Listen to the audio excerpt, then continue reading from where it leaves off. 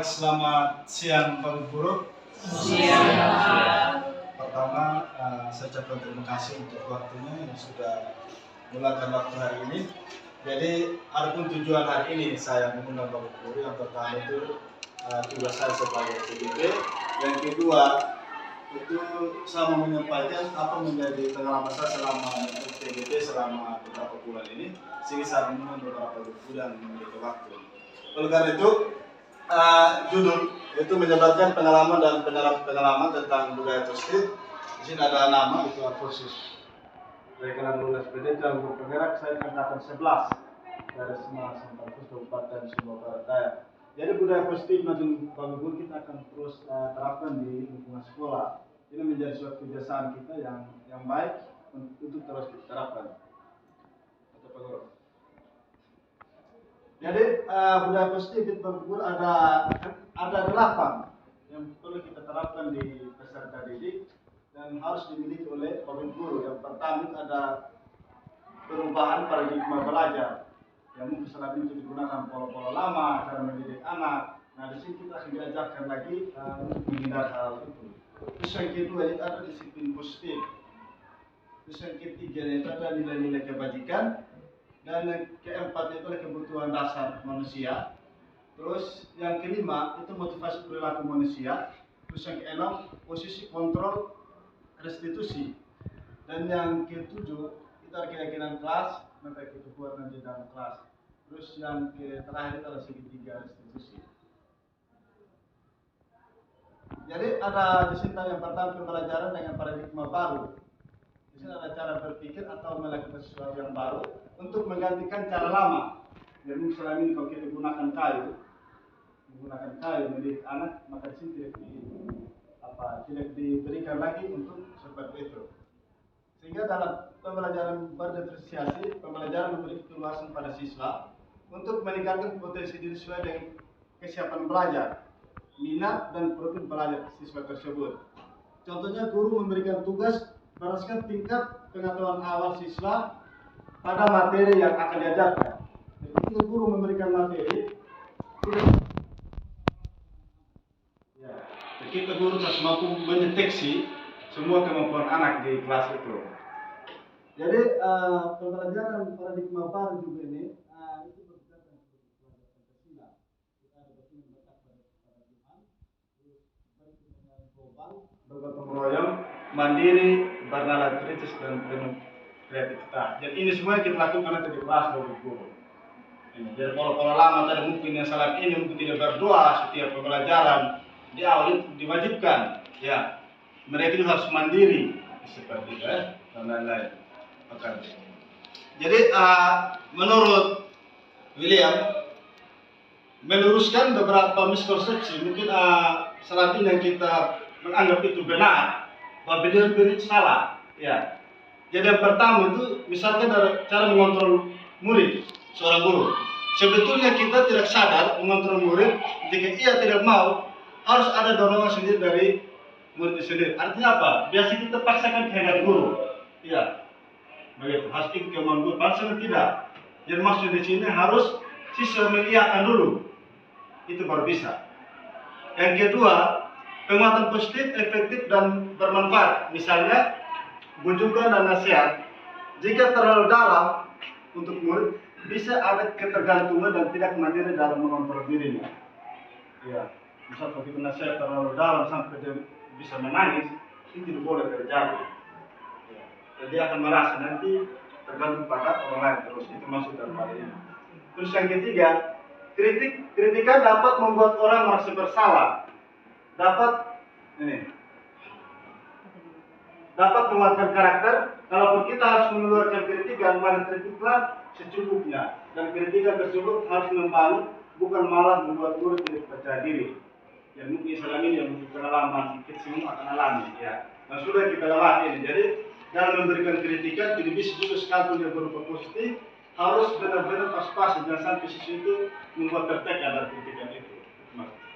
Terus yang keempat, orang dewasa memiliki hak untuk memaksa. Menentukan pilihan adalah hak masing-masing manusia. Jadi tidak lagi sekarang Bapak Guru. Jadi saya sebagai guru, siswa harus turun, tidak. Jadi anak ini memiliki hak, mereka menolak bila apa kita bicarakan. Kalau kita suruh mereka untuk kau harus ini, tapi sesuai mereka punya keinginan, mereka melarang, mereka punya hak nurani, maka itu bisa dipaksakan. Itu maksudnya. Misalnya itu. Jadi perubahan paradigma stimulus respon ke negatif berkontrol. Jadi ada salah satu contoh bagi guru. Misalkan realita kita bilang, oh kita ini sama, tapi dalam posisi kamera ini berbeda. Menurut kita itu benar, tapi yang terjadi itu salah. Itu maksud dari ini. Apalagi semua orang melihat hal yang sama, tapi sini setiap orang itu memiliki gambaran berbeda. Jadi apa yang kita lihat, oh ini baik, dan tentu orang lain itu baik. Itu maksud daripada paradigma ini. Jadi kan selanjutnya saya ingin bisa jelaskan lagi itu. Pokoknya maksud daripada paradigma kontrol ini seperti itu. Jadi mungkin menurut kita sebagai guru siswanya salah, tapi menurut orang lain tidak. Bukan guru lain tidak. Bahwa ini anak itu tidak salah. Selanjutnya. Oke, sekarang kita masuk pada disiplin positif. Disiplin positif itu adalah pendekatan positif dengan cara pengelolaan perilaku dalam mendidik siswa tanpa ada kekerasan. Ya, mungkin selama ini kalau saya pribadi jujur saya, kalau siswa sudah salah pasti kita pukul. Nah di sini tidak diizinkan lagi untuk paradigma baru disiplin positif itu boleh ada guru yang melakukan kekerasan. Bukan saja kekerasan secara fisik, kalau dulu begitu. Tapi sudah omong yang kasar-kasar membuat anak itu tertekan, merasa bersalah, maka itu namanya kekerasan. Jadi ada beberapa contoh disiplin positif. Yang pertama itu misalnya ada tepat waktu, terus mengenal sesuai aturan, dan untuk pacaran, melakukan tugas dan lain-lain. Terus tujuannya apa? Pendidik itu menciptakan peserta didik yang berdisiplin diri, aman dan nyaman tanpa ada kekerasan dan paksaan. Itu tujuan disiplin positif ini. Kalau kita sebagai guru sudah menciptakan sesuatu seperti itu, maka percaya saja anak itu akan merasa nyaman berada di lembaga dan kita guru akan dilembutkan setiap saat. Setelah itu ada nilai-nilai kebajikan.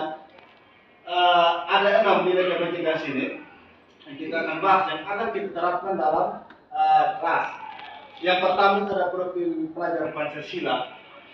Yang kedua ada IBO, itu Primas program, itu ada program dari pemerintah namanya IBO, Primas Years Program atau PYP.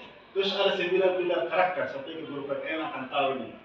Jadi ini yang dibahas, terutama ditekankan yang 3 ini. Yang terus kita terapkan dalam peserta didik yang 3 ini. Yang pertama itu pelajar Pancasila, itu beriman dan bertakwa kepada Tuhan. Yang kedua itu mandiri, bernalar kritis, berkebinekaan global dan bergotong royong dan kreatif. Itu yang terus kita terapkan dalam program pelajar Pancasila. Sedangkan di IBO sini itu ada toleransi, rasa hormat, integritas, mandiri, menghargai, antusias, empati, pengetahuan, kreativitas, kerjasama, percaya diri dan komitmen. Sedangkan di 9 pilar karakter ini ada cinta Tuhan dan segala ciptaannya, kemandirian dan lain-lain. Jadi ini kita terapkan di peserta didik ketika kita mengajari kelas guru. Ya, ini harus dilakukan. Dan ini ada keterampilan hidup diterapkan juga. Yang pertama dapat dipercaya, yang kedua lurus hati, pendengar yang aktif, tidak merendahkan orang lain, memberikan yang terbaik untuk dirinya sendiri. Nah, itu keterampilan hidup. Maka bisa lanjut. Ini tadi itu dengan kebijakan universal seperti ini. Misalkan peduli ada kata apa? Keterangan, kebersihan, komitmen, belas kasih dan lain-lain. Sedangkan rajin itu ada keberanian, ada kesenian, kesantunan, kreatif dan lain-lain. Jadi seperti ini. Oke, lanjut Pak Guru. Nah, sekarang kita masuk pada kebutuhan dasar manusia. Di sini ada pengertian kebutuhan dasar manusia adalah segala sesuatu yang kita lakukan untuk mendapatkan yang kita inginkan, sehingga seluruh tindakan yang kita lakukan memiliki tujuan tertentu. Dan semua usaha terbaik yang kita lakukan dalam rangka agar kebutuhan dasar terpenuhi dengan baik, dengan menjaga keseimbangan yang baik secara fisiologi maupun psikologi. hal ini tentunya bertujuan untuk mempertahankan kehidupan dan kesehatan. Jadi artinya apa, Bang Guru? Ketika melakukan suatu tindakan, yang pasti kita mengharapkan sesuatu yang baik, seperti itu. Jadi kita sebagai guru, ketika melakukan tindakan kepada peserta didik, itu tadi, kalau kita sudah hindari kekerasan fisik maupun verbal, pasti hasilnya juga akan baik, seperti itu. Bisa dipahami? Jadi dari kebutuhan dasar manusia, di sini ada 5 yang dimiliki oleh manusia. Yang pertama itu bertahan hidup. Bertahan hidup pasti yang pertama ada makan, pakaian, dan tempat tinggal. Yang kedua, penguasaan diri. Itu ada harga diri, keinginan untuk dianggap berprestasi. Nah, siswa ini memiliki ini, ya, mereka juga ingin dianggap mereka sebagai siswa oleh Bapak Guru. Terus yang ketiga, kebebasan. Ada mandiri, memiliki pilihan, mencoba hal-hal baru. Mungkin saja poin 3 sini ada siswa yang mungkin pindah-pindah tempat, itu bukan karena mereka berbuat onar, tidak semestinya. Tapi mereka dia ingin mencari kenyamanan hal baru, mungkin di sini tidak nyaman, mungkin dipilih di sana dia lebih nyaman, seperti itu. Dan nanti Bapak Guru jangan langsung marah kenapa pindah-pindah, seperti itu. Ya. Terus yang keempat, kasih dan sayang. Itu ada rasa diterima, dipedulikan, berbagi dan bekerja sama. Jadi kita sebagai guru harus memiliki kasih juga. Ya. Jadi bisa tadi karena anak itu salah, terus dengan caranya kita, dengan hal-hal yang tidak baik itu diperbolehkan. Itu harus memiliki kasih dan sebagai guru. Terus yang kelima, kesenangan, bermain, humor dan tertawa. Ini sering terjadi di kelas guru. Ketika kita mengajar ada siswa ini yang sudah colek teman, sudah tertawa, ini terjadi. Ini semestinya ini namanya sudah yang ada pada manusia. Ini kebutuhan dasar yang ada pada manusia. Yang terakhir adalah kesenangan. Kalau di kelas kita temukan ada siswa yang bermain di saat kita mengajar, begitu itu namanya ada pada diri manusia. Hanya kita bermain anak itu supaya mengarahkan yang baik saja. Jadi sudah menggunakan marah-marah seperti itu.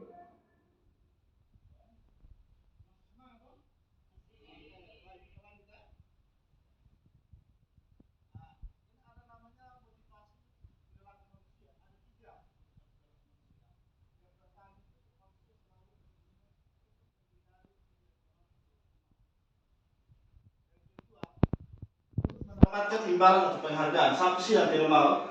Ketika kita dapat prestasi bisa dikasih imbalan, kasih uang, siapa tidak mau? Tapi di sini Bapak Guru tidak diperbolehkan lagi. Terus yang ketiga, untuk menghargai diri sendiri. Nah, apabila kedua ini untuk menghindari ketidaknyamanan hukuman, terus untuk mendapatkan imbalan penghargaan, berarti motivasi bukan berada dari dalam diri, masih berada dari luar. Dan ada motivasi eksternal. Jadi ini tidak boleh dilakukan oleh guru. Misalkan anak itu mendapatkan prestasi, sekarang tidak diperbolehkan lagi memberikan penghargaan yang berlebihan. Ya, maka selama ini gitu kenapa mungkin kepala ada yang dapat juara, tidak memberikan uang lain kan itu tadi. Itu hal yang kita jaga sini. Dan anak itu akan terus ketergantungan dengan orang lain seperti itu. Nah, sehingga muncul pada poin 3, menghargai diri sendiri. Jadi kalau dia merasa menghargai diri sendiri, maka tidak perlu adanya imbalan dari orang lain, seperti itu. Jadi berarti dia sadar bahwa motivasi itu berasal dari dirinya sendiri, seperti itu. Dalam motivasi perilaku manusia itu ada 3, ada hukuman, konsekuensi dan restitusi. Jadi kira-kira sekarang Pak Guru sama tanya. Kira-kira dari ketiga ini yang sering kita lakukan di mana? Apa kita ada di posisi hukuman atau konsekuensi atau restitusi? Ya, hukuman. Yang sering terjadi di lembaga di mana saja selalu pada hukuman. Nah, ini semestinya kenapa tujuan pada paradigma di budaya positif ini memang tidak boleh terjadi lagi. Jadi hukuman ini itu tidak terencana tiba-tiba saja. Ya, misalkan siswa datang terlambat. Ya kan? Ketika siswa datang terlambat dengan sendiri kita berikan hukuman, itu namanya hukuman tidak terencana. Kalau lari ke lapangan, itu bentuk hukuman tidak terencana, itu hukuman bukan konsekuensi. Terus yang kedua, murid tidak tahu apa yang akan terjadi. Iya, ketika dia datang terlambat, dia bingung. Tapi sebagai guru dia kasih ini. Akhirnya suruh lari. Kami betul hukuman dari kerajaan. Bersifat satu arah. Ini berupa hukuman psikis. Iya. Karena kita hanya tahu yang ada di pikiran Bapak Guru cuma PT dia lari itu hukuman. Tapi berpikirlah masih ada hukuman-hukuman. Sorry. Ada konsekuensi lain yang kita berikan sesuai dengan keterlambatan siswa. Seperti itu. Bisa terganggu Bapak Guru. Mereka punya psikis itu kalau ya sudahlah. Besok akan lambat paling cuma lari. Hukumannya lari seperti itu. Nah sekarang ada tawaran Bapak Guru. Ada tawaran. Yang pertama itu ada konsekuensi. Konsekuensi adalah rencana disepakati sesuai dengan aturan.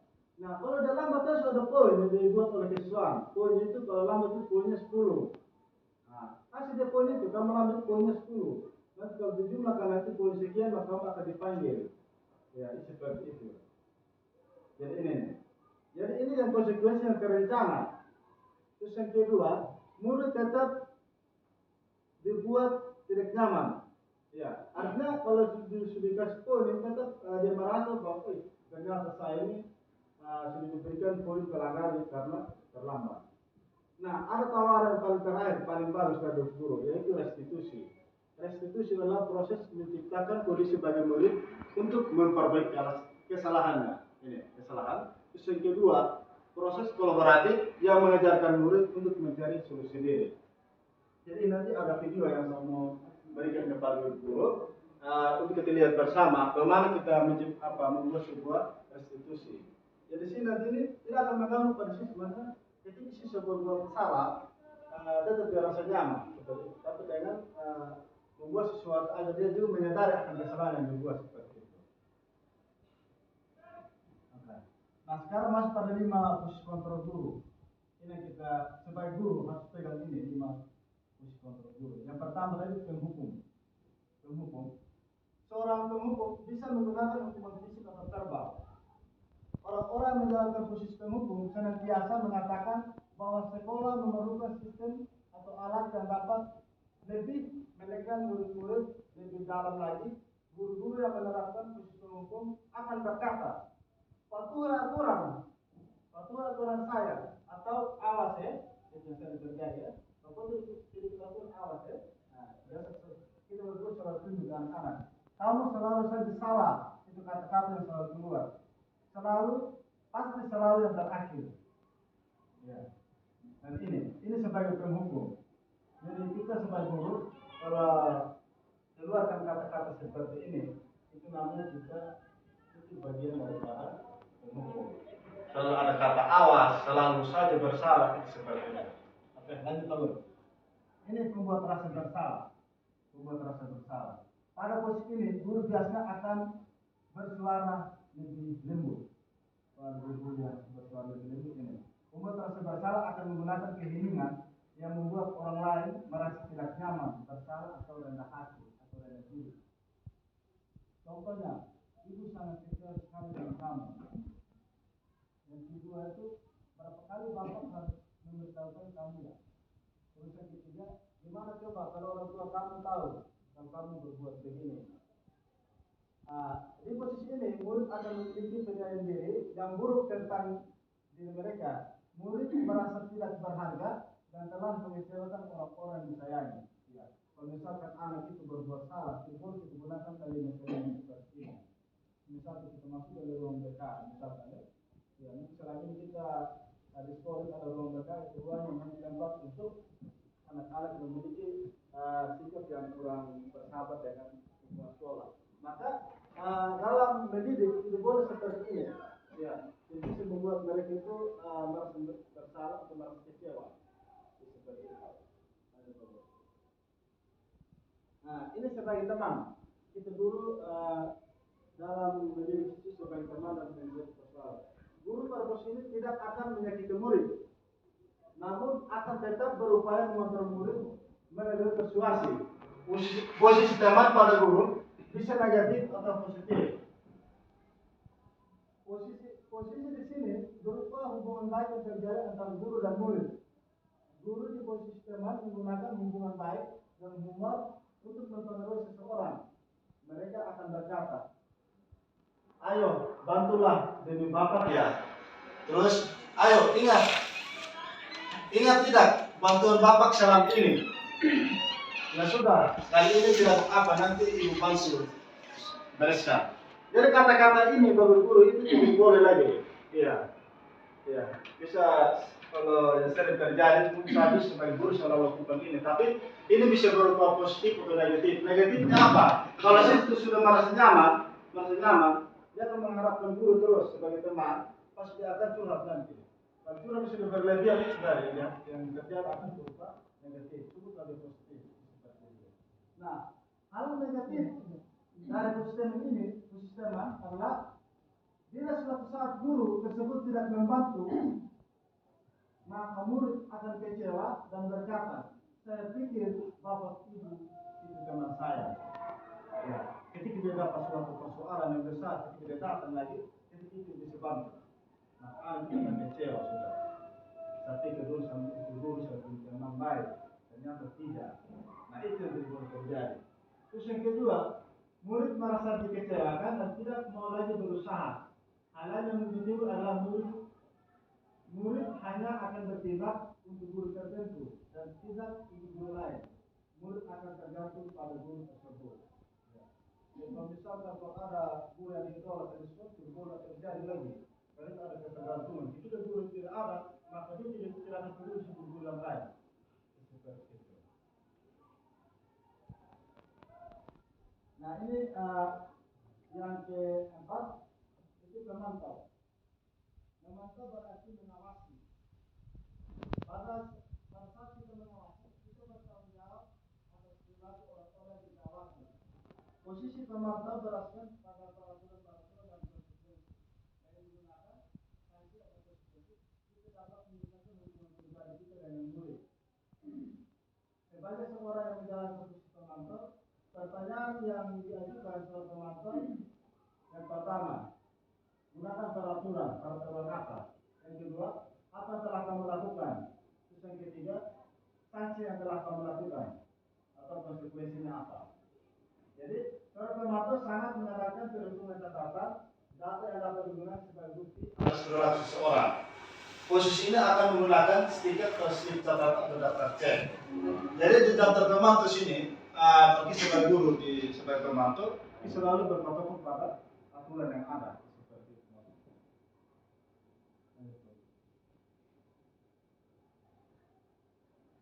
Oke, posisi pada manajer. Ini manajer. Manajer adalah posisi di mana guru berbuat sesuatu bersama dengan murid, mempersilahkan murid atau mempertanyakan perilakunya, mendukung murid agar menemukan solusi atas permasalahan sendiri. Seorang manajer dulu akan berkata, apakah kamu tahu kesalahanmu? Terus kira-kira bagaimana memperbaiki kesalahanmu? Ini hal yang paling baik. Itu yang diharapkan oleh Bapak yang berbicara. Jadi yang ada pada guru posisi manajer. Jadi kembali ke peserta didik. Ketika dia berbuat salah, gunakan pertanyaan ini. Kenapa ibu panggil hari ini? Kalau tidak kesalahanmu apa? Ketika dia bercerita, kan terakhir terus bagaimana Anda memperbaiki itu? Seperti itu. Jadi tidak lagi menekan anak kita dia berbuat salah, kita harus memberikan hukuman apa? Tidak lagi seperti itu. Oke. Nah, ada keyakinan kelas. Keyakinan kelas ini sebenarnya wajib dibuatkan oleh seluruh bapak guru. Dan itu yang menentukan kita nanti masuk kelas nanti itu berdasarkan kesepakatan kelas. Jadi keyakinan kelas itu adalah kesepakatan kelas, perjanjian atau aturan yang dapat disepakati oleh siswa dan guru dalam kelas. Kesepakatan itu untuk menciptakan lingkungan belajar yang nyaman dan produktif. Umumnya kesepakatan kelas mengatur keyakinan, kedisiplinan, kerjasama, tanggung jawab dan lain-lain.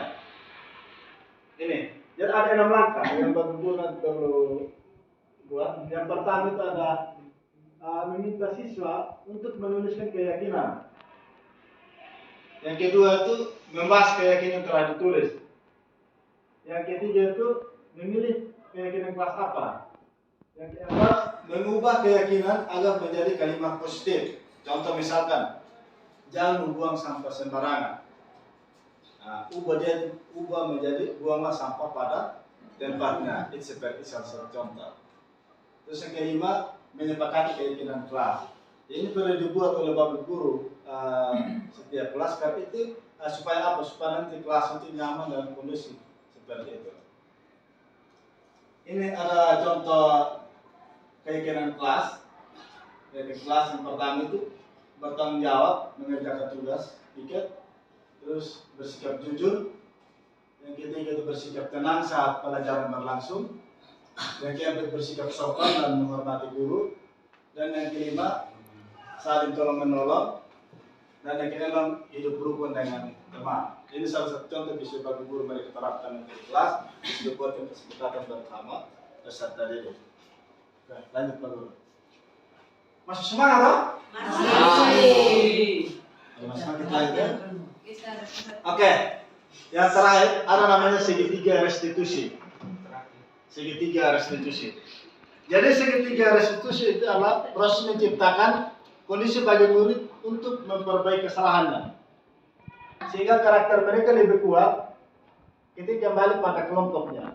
Restitusi memberikan kesempatan pada murid untuk disiplin positif, memulihkan diri dari kesalahan sehingga memiliki tujuan yang jelas.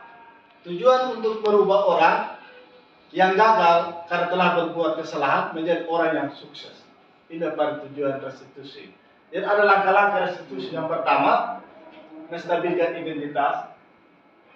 Yang kedua, memvalidasi tindakan yang salah. Yang ketiga, menanyakan keyakinan. Nah, di situ ada video di YouTube tersebut, bisa saya sedikit. Nah, ini kasus pertama. Kembali ulang awal dulu. Tidak benar saudara. Geser.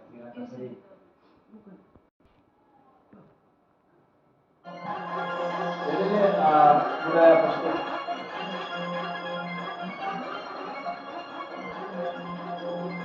Ini penerapan segitiga restitusi.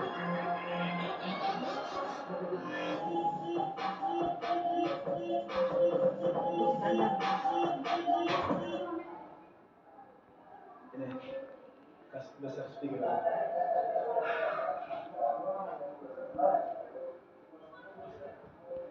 Besar. Jadi ada siswa ini tidak mengumpulkan tugas.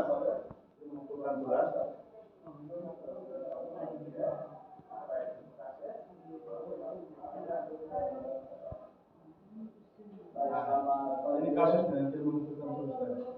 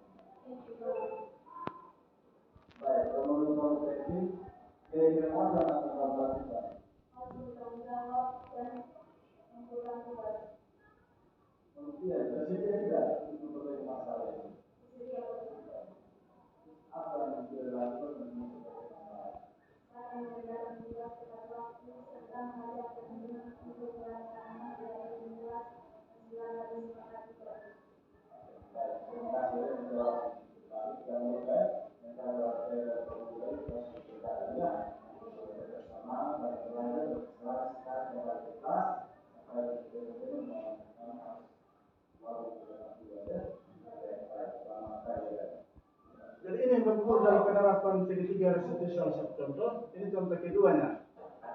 Siswa tidak mengerjakan tiket harian. Ini ketua kelas.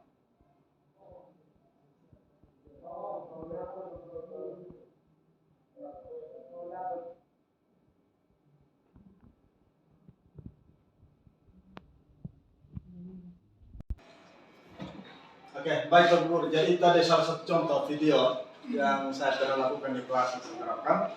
Jadi ketika anak itu membuat kesalahan, maka kita sebagai guru harus melakukan namanya restitusi. Ada 3 tadi itu. Yang pertama apa? Yang pertama kita tuh apa menstabilkan identitas, yang kedua itu cara kesalahannya apa, yang ketiga itu apa memberikan mereka keyakinan kembali supaya mereka merasa percaya diri yang tinggi. Jadi tidak lagi sekarang kita sebagai guru ketika anak berbuat salah langsung dengan kata kasar atau dengan hukuman atau langsung dengan konsekuensi. Ya. Tapi dengan catatan ketika melakukan restitusi kita sebagai guru harus memiliki catatan sehingga anak itu tidak merasa bebas begitu saja. Ya. Ketika hari ini tanggal sekian anak ini membuat kesalahan ini supaya nanti tujuannya apa? Supaya nanti jangan ulang lagi hal yang sama. Itu seperti itu. Oke. Oleh karena itu, terakhir dalam penerapan program disiplin positif, hendaknya guru memiliki standar kepribadian, profesionalisme dan sosial yang baik, di mana guru mampu merefleksikan diri dalam posisi kontrol saat ini, bagaimana perjalanan dirinya sebagai among. Among ini adalah ada salah satu permainan berasal dari Jawa itu dia yang menuntut murid menjadi insan yang mandiri dan merdeka dan bertanggung jawab sesuai dengan standar pendidikan nasional. Jadi mungkin saja yang saya sampaikan Bapak Guru, semoga bermanfaat untuk nanti diterapkan di kelasnya masing-masing. Tetap semangat bahwa anak itu bukan prinsip percobaan bagi Bapak Guru, tapi anak itu adalah anak yang membutuhkan pembentukan, pendekatan, pendampingan dan terus kita menuntut mereka agar mendapatkan keselamatan yang setinggi-tingginya seperti itu. Mungkin saja selamat siang untuk semua. Selamat siang. Jika ada pertanyaan mungkin.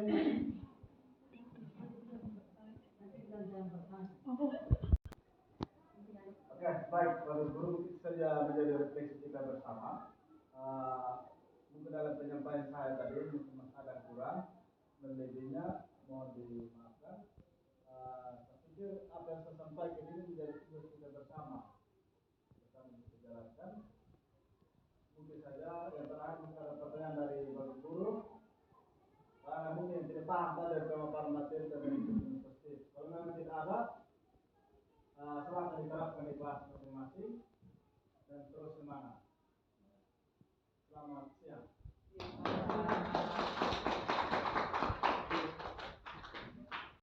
Ada pekerjaan yang kesepakatan, maka minta orang itu harus bagus. Ada orang bagi kita dulu.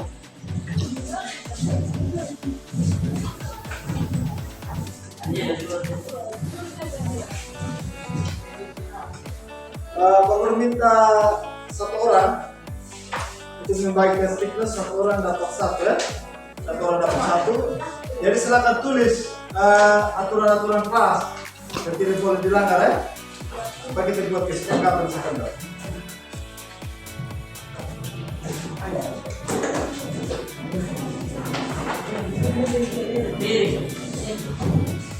Woi, bersabar.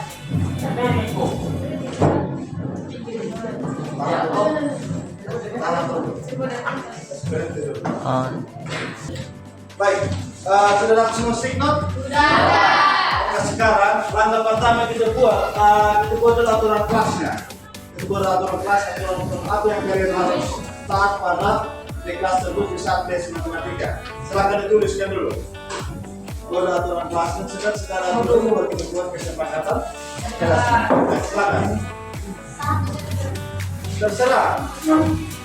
Bisa lebih dari satu, pas dua lah. Setiap orang minimal satu aturan. Dan kamu supaya tertib dalam mengikuti les Matematika. silakan. Aturan kelas dan menurut kamu supaya tertib dalam les matematika itu apa? Hal apa yang perlu dibuat aturan? Ya, Pak. Silakan. Dalam penggunaan HP atau apa tidak boleh bercerita, apa tidak boleh berteriak sembarang, apa pokoknya banyaklah aturan-aturan yang boleh dibuat.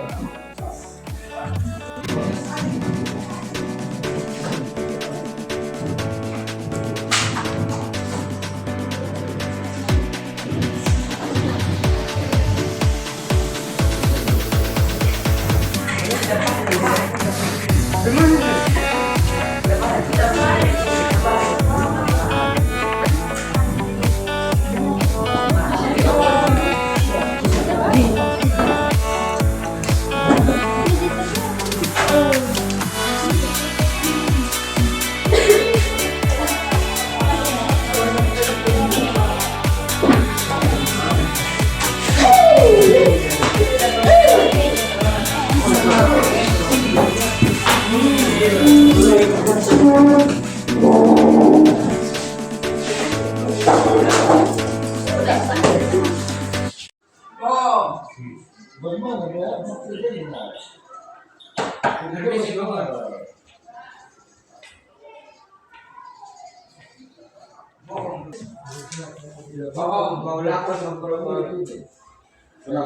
Mau lapor Lios tidak membersihkan kelas kemarin. Oh, baik. Nanti kalau bertanya sebentar ya. Iya betul. Baik, selamat kepada kelas. Kita kelas ya. Iya. Permisi Bapak. Baik, selamat pagi Edmond. Pagi Pak Guru. Tadi Pak Guru dapat laporan dari ketua kelas bahwa kamu kemarin tidak melaksanakan piket di kelas. Iya Pak Guru, saya tidak melaksanakan tugas piket kemarin. Alasannya kenapa Edmond? Maaf Pak Guru, saya terburu-buru pulang rumah karena saya sudah lapar. Oke, baik. Di sini Pak Guru panggil kamu bukan Pak Guru mencari masalah, namun Pak Guru sini mencari solusi supaya hal tersebut jangan terulang lagi ya. Iya Pak Guru. Oke, sekarang mari kita bicara tentang keyakinan kelas kita yang kita sudah sepakati. Kira-kira keyakinan apa yang kamu sudah langgar Edmond? Mengerjakan tugas sesuai dengan jadwal dan menghormati wali kelas. Menurut Edmond penting tidak bertanggung jawab dan menghormati teman-teman? Penting Pak Guru. Baik, kalau menurut kamu penting, keyakinan apa yang kamu lakukan? Harus lebih bersabar dan tanggung jawab saat piket. Bersedia tidak Edmond memperbaiki itu semua? Bersedia Pak Guru. Apa yang Edmond lakukan untuk memperbaiki masalah ini? Saya menjalankan tugas piket dan saya akan membawa bekal di sekolah agar tidak pulang cepat lagi pada saat jadwal piket serta mengajak teman-teman untuk melaksanakan tugas piket. Baik Edmond, itu jawaban luar biasa. Oleh karena itu, nanti kalau Edmond sudah dapat piket lagi, jangan lupa mengerjakan tugas Iya. tugas harian harus menjalankan dengan baik. Dan lupa juga membawa bekal, tetap semangat dalam belajar ya. Selamat pagi, selamat kembali ke kelas ya. Selamat pagi, perkenalkan nama lengkap saya Edmund Ilan Sugili. Saya ingin memberi tanggapan kepada Pak Alfon. Saya senang sekali berdiskusi dengan Pak Alfon tentang tugas dan tanggung jawab sebagai siswa, terutama dalam menjalankan piket di dalam kelas. Saya harus lebih bersabar dan menghormati teman-teman piket. Sekian dan terima kasih.